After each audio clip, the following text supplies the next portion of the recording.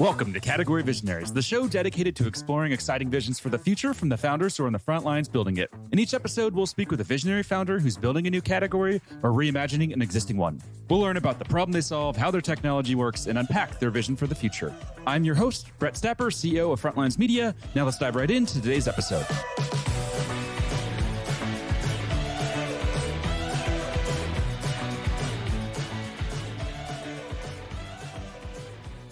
Hey everyone, and welcome back to Category Visionaries. Today we're speaking with Krenar Komoni, CEO and founder of Tive, a supply chain visibility platform that's raised $82 million in funding. Krenar, how are you? I'm doing great, Brett. Thanks for inviting me. No problem. Super excited for our conversation. Before we dive in to talk about everything that you're building there, let's go ahead and just kick off with a quick summary of who you are and a bit more about your background. Awesome. Yeah, my name's Krenar Komoni. I'm the founder and CEO here at Tive. And background-wise, I grew up in Kosovo. I don't know how much relevant that is, but I came to US when I was 17. I came as a senior in high school through the exchange student program where you live with a host family. And then after high school, I went to college and my master's. So I went to Norwich University for my undergrad, studied computer engineering and math. I did 2 majors there and a minor in computer science. And then at Tufts University, I did my master's in electrical engineering. But throughout the journey, I've been quite a bit involved in the wireless space and engineering. So I'll kind of links the story of why I started the company and what I do today, but that's a little bit about me. What was going on inside your mind when you landed in the US there at age 17? Oh man, what was going on inside my mind? I was like, oh, I'm going to land. It's going to be like New York City. So I landed in Boston, got picked up from a really good friend of mine, Jonathan, and he drove me to Vermont. And I went to Northfield, Vermont. And it was a little late. And I'm like, this is the town. This is it. I'm like, it's one pizzeria, one bank, one laundromat, one Chinese restaurant. I'm like, what is this? Is this America? That's not what they see in the movies. No, so that was what was going on in my mind.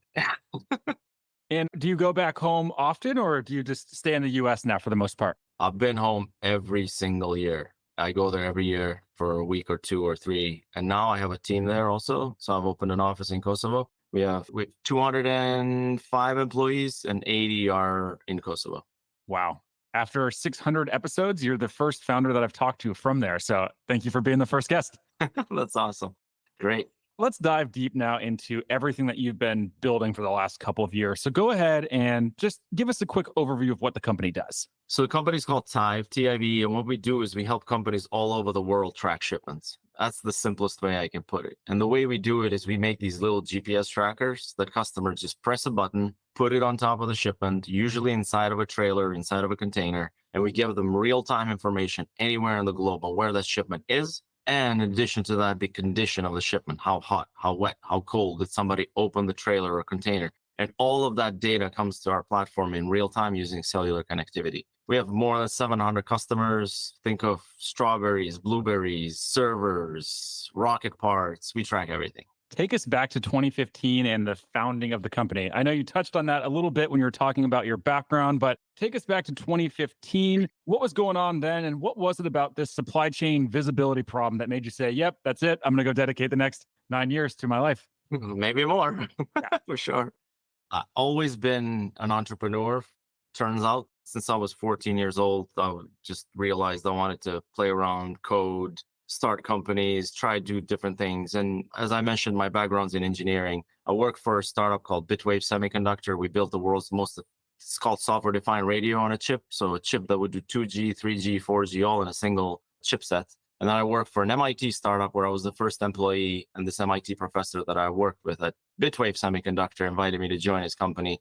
And there we built the world's most efficient base stations, those things that go on cell towers. So a lot of experience with wireless, but I've always worked for startups, Brett. I've never worked for a big company ever in my life. And I just have that startup bug since I was a kid. Even my mom was like an entrepreneur because I would watch her do things. And I'm like, wow, this is the way I'm going to live. But the way I stumbled into supply chain logistics is what I say, quote unquote, through marriage. My wife's dad had a trucking company and he sold it last year. And every time I would go to his house, he would be on the phone trying to figure out where his truck drivers are. And I got pretty tired of it because I was trying to have dinner with him, trying to drink a glass of wine, and he's getting up at 10 p.m., 9 p.m., calling drivers. I'm like, you know what? I'm going to make a GPS tracker for fun, put it in your trucks, and then I'll make a little app using PHP and MySQL on the phone, and you can see where the truck drivers are. And that's how it started. And then his friends like, oh, you can track his trucks. Why don't you track mine? I started tracking like 30, 40 trucks. But there was a lot of companies tracking trucks because you don't need a battery. You can just plug it into the truck and you have GPS data flowing into the cloud. And where I came up with this idea of putting trackers behind the truck on the trailer, inside the trailer, was this truck driver, Tony. He was moving lobster and moving scallops from New Bedford. And every time he would move, they would put this temperature sensor on top of these pallets. And I asked him, how did this temperature sensor work? And he was like, well, at the end of the shipment, somebody takes a look at it. And he gave me one. I'm like, that's crazy. Like, this is 2015. We got to figure out how to make things real time. So I went on Google and tried to find GPS trackers with battery. I couldn't find anything good. Everything I saw looked like Windows 3.1, Windows 98 type of user interface. I'm like, I'm naive. I'm going to start this company. And that's how it all started. We have something in common then. I also married into the supply chain industry. I'll share some more details about that offline, but it's very much part of my father-in-law's world and my wife's world as well. So probably a lot to talk about there. Oh, that's awesome. It's fun every day, isn't it? It's fun. I've definitely learned a lot, and it's very interesting. As you dive deep into supply chain and logistics, you start to uncover all of these random facts that are just mind-blowing. At least that's been my experience. Yeah, same here. For me, it was many years later after I started realizing that $22 trillion of global trade happen every single year in the United States. I'm like, this is not a small number. And companies spend 11 trillion in logistics. It's crazy. That is absolutely insane and so crazy. It must have been interesting during COVID. I feel like supply chain became a word that every household was using, and there were everyone was talking about supply chain. I have to think that our guest that that wasn't normal. What was COVID like for you and for the company? Yeah, so if I go back to COVID, this is March 2020, right? February 2020. Just for context, our revenue in 2019, it was like 350K a year. And when we got into 2020, in December of 2019, January of 2020, we just released the world's first single-use 5G ready tracker. And that was, I would say, we hit product market fit with that because customers were using these single-use trackers that go on shipments, but they were 2G, like GSM. And 2G was phasing out, T-Mobile was shutting down, AT&T was shutting down, Verizon shut it down. So your connectivity is not that great. And then global is also pretty abysmal. And what we did, we released a 5G ready with 4G LTE, but very cost effective. And we were the first in the market. And customers started buying more and more. And then when COVID hit, I don't think that changed much my company and Tive. I would say it created more awareness in the kitchen table. And when people were eating, like you said, everybody was talking about supply chain and logistics. But we really hit product market fit in January when we released the product. This show is brought to you by Frontlines Media, a podcast production studio that helps B2B founders launch, manage, and grow their own podcast. Now, if you're a founder, you may be thinking, I don't have time to host a podcast. I've got a company to build. Well, that's exactly what we built our service to do. You show up and host, and we handle literally everything else. To set up a call to discuss launching your own podcast, visit frontlines.io/podcast. Now, back to today's episode. What happened before you reached product market fit? What was that journey like for you? Oh, it was a lot of, I would say, trial and error. That's another one way to put it. First, we released this tracker, and I thought that if I make the world's best tracker, which we did, we're going to have a lot of sales and everybody's going to buy this tracker. But when we did it, we sold it for $250, and you have to pay $50 a month for the tracker. And it was great. It had more than a year battery life. This is 2017. Yeah, 2018. For that time, it was pretty advanced. And some customers loved it, but the challenge was they couldn't use it a lot because they had to figure out they would ship their products, could be pharmaceuticals, could be produce, could be, one of my first customers was Nokia, but then they would have to return these trackers back. And it was logistical difficulty because they would do everything to ship their product from A to B. Now they have to return a tracker from B to A. So as we're running out of money back in 2018, I had very little left and I was going to run out of money in 3 months. I still remember, and I had to extend it to 9. In order to extend it to 9, I had to go and lay off half of the company. And I did that. And then what I had to do is we need to figure out how to sell more. So one of the biggest things, and I would say one of the advice that I give to a lot of entrepreneurs is do not be afraid to cold call customers, especially potential customers. So I started cold calling, started cold emailing like 150, 200 customers a week. I hired a few college grads And they started working with me, and that's all we all do. Email, cold call, change messaging, change the subject line, change how we write things, and just try and try and try. What happened is we got a lot of responses. We were usually doing like one proof of value a month. We started doing 2, 3 per week. But throughout that process, we learned a lot about this issue. And we learned that we got to figure out how to make more cost-effective trackers that could be used once. And if the customer doesn't return them, it's okay. And that was one of the biggest lessons. And I can go into details how we did that, but that's one way we figured out product market fit. I always love when founders come on and share the stories of some of the pain that they've experienced in the journey. I'm sure it was not easy to do those layoffs. I've done a lot of cold calling, a lot of cold emailing. It's a pain. It's a grind. It's not fun work, but getting that deal is fun. And you do feel good at that point, at least. But I always appreciate hearing those types of stories. Yeah, thank you. Now, let's talk about, how did you word that? Single use where it could be thrown away. From an innovation and a technology perspective, how hard was it to get it to that point that you could have them just be thrown away like that? The biggest challenge was cost. So how can you make a tracker that's sub $30, $40 so you could sell it for $40, $50, $60, right? Because what I've seen a lot of entrepreneurs, they say, oh, we have product market fit, people are buying it, but then they sell a product that's potentially losing money in the beginning. I couldn't afford that because I had no money left.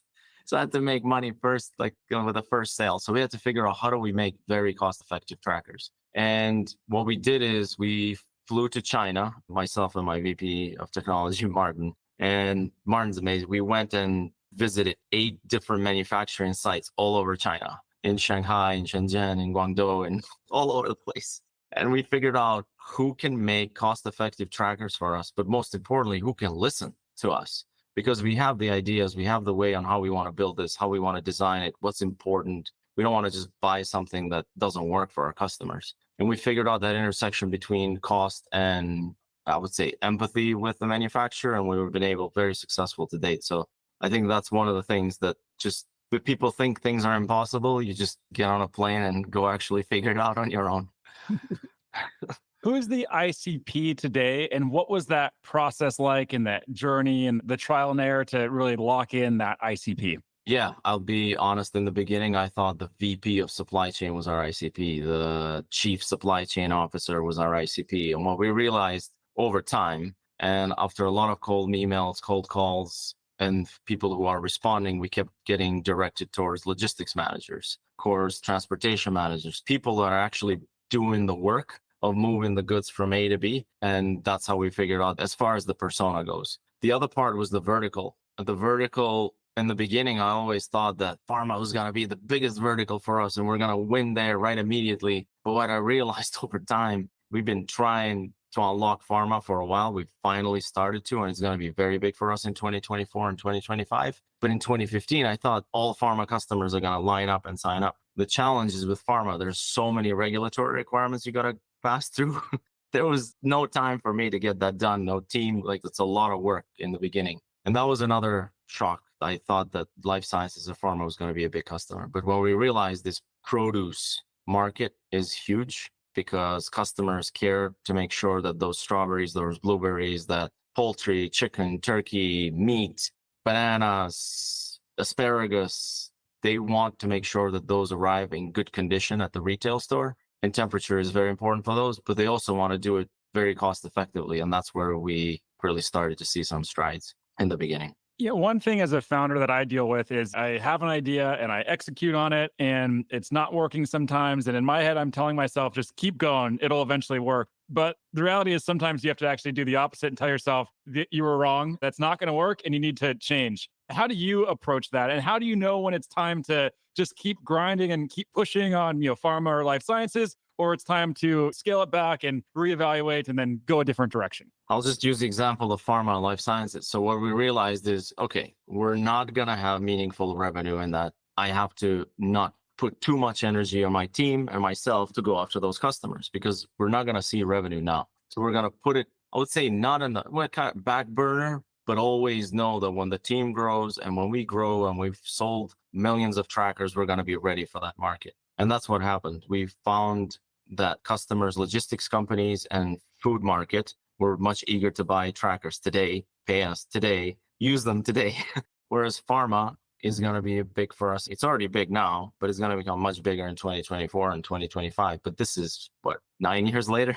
And what was that unlock with pharma? Why is it going to be so big in the future? Can you unpack that a little bit for us? Yeah, for sure. One of the biggest hurdles that you have to pass on the life sciences and pharma is the regulatory requirements. So there's these things like CFR 21 Part 11, making sure that your data is not being manipulated, making sure that all the data that customers see there is exactly what the tracker said it was on temperature side, making sure that you can generate reports for that pharma customers need. But also they want the device that's been very successful in pharma is what I call a temperature logger that's not real time. But the temperature logger, what's nice about it, has a screen. You can plug it into a computer at the end of the shipment and download the data. So you have 100% reliability on the data. And on the real-time tracking side, that hasn't been fully cracked yet. There's some companies that have done it, but pharma customers are still begging for a very reliable real-time tracker on the pharma side. And that's something we're working on, and we'll release the prototype at the end of this year, and we'll start selling in large volumes in Q1.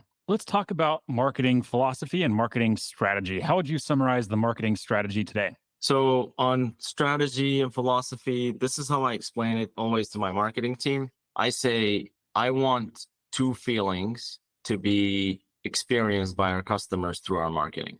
The number one, I want our customers to love our brand. And number two, I want the customers to trust our brand. If we can achieve those two things, love and trust, which are difficult because somebody can love the brand, but they might not trust it because the product's not good. So we have to do both at the same time. But through messaging, you can convey both of those. So a little bit of fun sometimes, create a little bit loving feeling with the customers. And then with case studies, with use cases, with shipments that we've saved, with real world customers who really trust our devices, you start building more trust. But those are the two, I would say, philosophy that I have around marketing. Let's talk about love. How do you build love with customers? I think it starts with employees. It starts with the culture inside the company. If we all love one another, I think the customer starts to experience that too. And one of the biggest areas where customer sees that is in customer support, in sales and account management. And what we have is just immediate responses, being able to show customers that we really, really care. That's where love starts. It starts with care from the support team. This show is brought to you by the Global Talent Co., a marketing leader's best friend in these times of budget cuts and efficient growth. We help marketing leaders find, hire, vet, and manage amazing marketing talent for 50 to 70% less than their US and European counterparts. To book a free consultation, visit globaltalent.co. And I know you mentioned a few things there that you do to address the trust side of the equation. What's like the number one most impactful thing you've done to really build trust with your customers? The number one, I would say, is transparency. That's our number one value in the company, transparency first, so that we can operate better as a business. But when I say transparency first, I also mean with customers. So what I've done, if there's been a challenge in the market or we run into an issue, I've trained the team and I've done it myself to immediately call the customer, email the customer, apologize to the customer, tell them about the issue before they figure out the issue. And I think that builds more trust than anything else, especially when things are not going well. What about your market category? Is it supply chain visibility? And if so, are there buyers who are out there just thinking, oh, I need a supply chain visibility platform? Or do you have to go out there, convince them they need a supply chain visibility platform, and then sell them a supply chain visibility platform? That's a good question. If you look at the Magic Quadrant of Gartner, we're not there. We're not in the real-time visibility platforms. We're not in the supply chain visibility kind of category. I believe we're defining a new category as a business. So when we sell to customers, we're not going there and selling them a supply chain visibility platform. What we're selling them is peace of mind, and we're selling them a way for them to really understand 100% of the time with 100% visibility on what's happening with their supply chain so they can operate more efficiently. If I had to say maybe what category we're defining, what category we're creating, I've thought a lot of it, but think of IoT-based supply chain visibility. That's one way that I could categorize the category that we're creating. And what's going to happen over time is, and this is something that we have to educate our customers a little bit and tell them, we've had customers who reach out or we talk to them, they're like, this is real? I can pay $45, $50 and actually get real-time visibility. And I don't have to return this tracker and you guys can recycle it. I'm like, yeah, this is real. It's happening. It's in the world today. And not many people know that. And the more people see this as a possibility, this new category is being defined and growing quite a bit. We've sold more than 1.5 million trackers to date. Wow. What's the goal for this year? Can you share how many trackers you want to sell? Ideally, would love to do 1 million, but let's see. Probably we'll do somewhere between 750K and 1 million. So, all right, we'll bring you back on the first week of January to check in on how things are going. Oh, I'd love to. Yes. What about building out the marketing team specifically? From my conversations with other founders, that's always very hard. What's your experience been like building a marketing team, and what have you learned from doing so? What I've learned is in the beginning, when you build out a marketing team, you want to find, I would say, hustlers in the beginning. Definitely people who are willing to roll up their sleeve and do everything on their own, whether it's press release, whether it's guerrilla marketing, whether it's understanding how Google ads, how LinkedIn ads work, whether it's SEO search, figuring out how do you get as many blogs out there as possible so your ranking can go up. In the early stages, that's super, super important. And what happens when you get to 10, 20 million, I would say, in ARR, suddenly there's this shift where data starts to play a huge role in marketing. And then I think that's when a more data-driven marketing approach is important. But I would say until then, you got to try everything. What about fundraising? So as I mentioned there in the intro, I see 82 million to date. At least that's what Crunchbase says. Yeah, is that 80. accurate? Is that right? 80, yeah. 80 million. Okay. Very close, at least. Very What have close. you learned about fundraising throughout this journey of raising $80 million? I've talked to probably somewhere between, I don't know the exact number, 600, just 800 different investors, whether it's VCs or angel investors or private equity throughout my journey as a founder. And of all of that, I've gotten total of, I think it's somewhere between 14 and 18 term sheets. I forget the exact number. And we've signed 5 to date or 6. So think of pre-seed, seed, seed 1A, A1, B, all of those rounds. One of the biggest things that I've learned is that same way as you build trust with customers, you got to build trust with the venture capital community and with the investor community. And the reason why that's very important is because nobody will just write a check the first day that you meet them. And I'm sure you have this experience. But they will write the check 3 months, 6 months, 9 months later, or 12 months later, sometimes 24 months later. But one of the biggest things is you tell them what you're doing. You get advice from everyone because there's a lot of amazing investors out there. And then you digest all of that and you say, this is what I'm going to do next. And I'll check in with you in 3 months. And then 3 months later, you were at point A 3 months ago. Now you're at point B, and they can start drawing a line. And then 3 months later, 6 months later, you're at point C and you've told them you'll be at point C. And ideally, you want to be a little bit above point C with more traction. So then they start building this line from A to B to C and can say, wow, I can actually trust Krenar as a founder, as an entrepreneur. If he's telling me he's going to do ABC, he's got to do D all the way to IPO, I'm going to back him up. And that's one of the biggest things I've learned. Let's imagine that a early stage founder who's trying to build supply chain technology comes to you and they say, okay, you've had this company now for almost a decade. What would be your number one piece of advice that you'd give them based on everything that you've learned?